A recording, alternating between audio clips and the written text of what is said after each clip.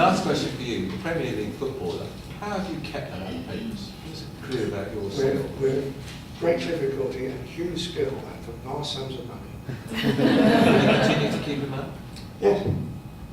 Yeah, Do because the papers know? Do they know who you are? No, well, they might speculate. There's all kinds of speculation.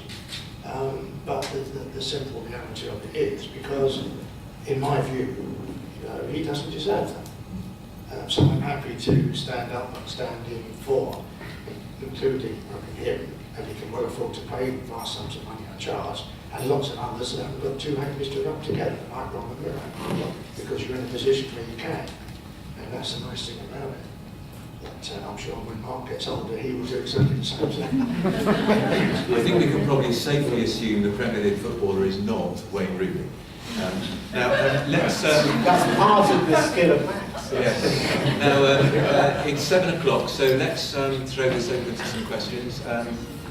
Right, gentleman in the front. Mark, in your book, you The fame formula. The fame formula. You portray the lives of some of the PR profession's top guys, the ones who PR'd the most successful films throughout history. But to a large extent, you actually had to go and dig them up and research them because they had faded into obscurity. As fame, as a career choice becomes apparently more acceptable, does the job of the publicist become more validated, and does it seem to take on more worth? I think it was. I think they weren't famous because, as someone was told at the time, they were just doing a job, and I don't think there was as much coverage or as much interest in the process. Even when Max was reading 2030s, people weren't talking about the hand inside the sort of cupboard, who was really pulling the strings. And I think it was quite interesting to put them on the record because they did some remarkable things, and I felt they deserved a place in history. They weren't famous. I mean, how many publicists do you know? Well, that's it. I mean, are we now seeing the age of the celebrity publicists? How many celebrity publicists are do you know? Well, two of them sitting on stage today.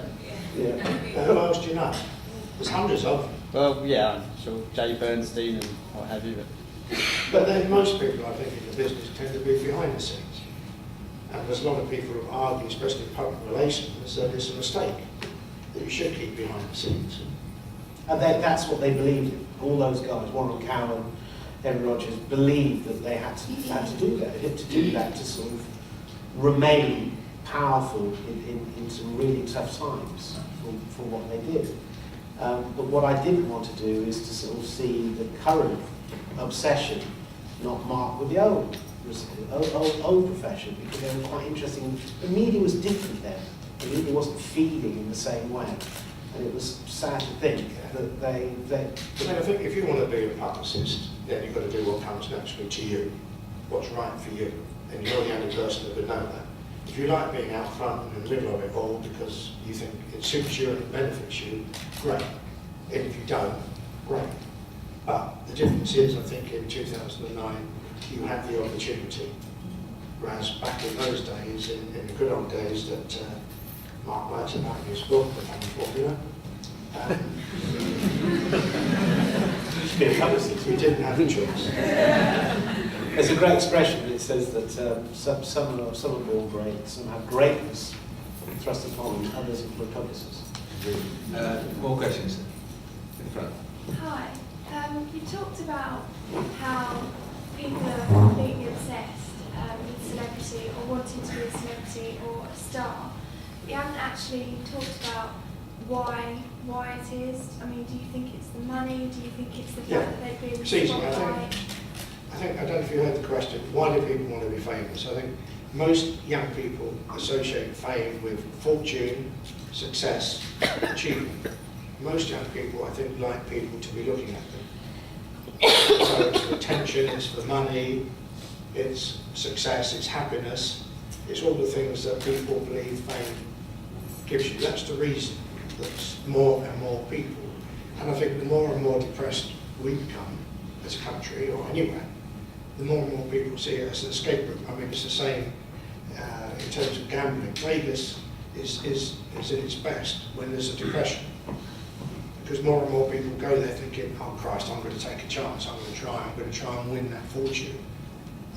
So it's ironic that often, at times like this, where things become people losing their jobs, people don't see opportunities, journalists are being sacked all the time, fortunately, and none of them are struggling.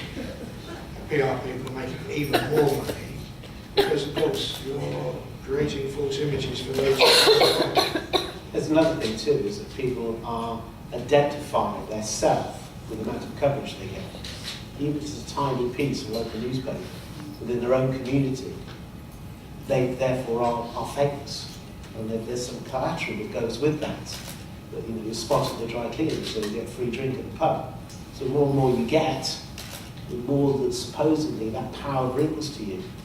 And it's that identification that I am who I am because I'm written about it.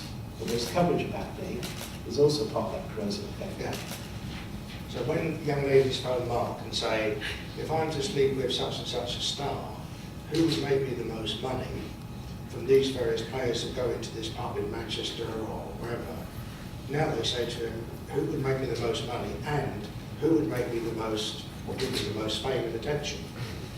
To which Mark replies, I know that question. it doesn't matter. I always say go to Max Clifford. It makes a lot more money. Do people generally, Max, do people come to you with those sort of ideas? As opposed to me going to them. Yeah, well, obviously. I've never been to anybody in my life. No, do they come to you and say, I've slept with this footballer? No, they tend to come to me and say, How does it work? last week, my wife beat me up and poured boiling water over me and did this and do that. I want people to know about that. And today it's on the front page of the Sun. I see that. His wife, his girlfriend got 7 years, yeah, that's mine. The guy in Edinburgh that had the swine fever, Max, the media beating down my door. Will you look after me and my fiance because they're driving my family insane, and I want to make sure that what comes out is what I actually say, as opposed to a journalist making it up or embellishing it. So I looked after them. That's what happens every day. The thing is that when the news agenda, like swine flu or whatever comes up, and someone is in the centre of that now, there's millions and millions of phone calls again. 10, 15 years ago, just wouldn't get the density of phone calls from every website, from every foreign But broadcast. journalism isn't big enough, is it? Well, it's not what it was. Checkbook journalism isn't there. I mean, what you could get at the height of news and the Sun. You can't against it. It was nothing compared to what it is now. It was 3 or 4 times the amount of money that people paying over the odds. But then you had to do that deal, and you had to do whatever. You had to, you give it away, literally every part of you. And I think that's where things stepped in, like Max, who actually controlled that and said, well, yeah, okay, we'll do the deal, but give some space here. Let's get some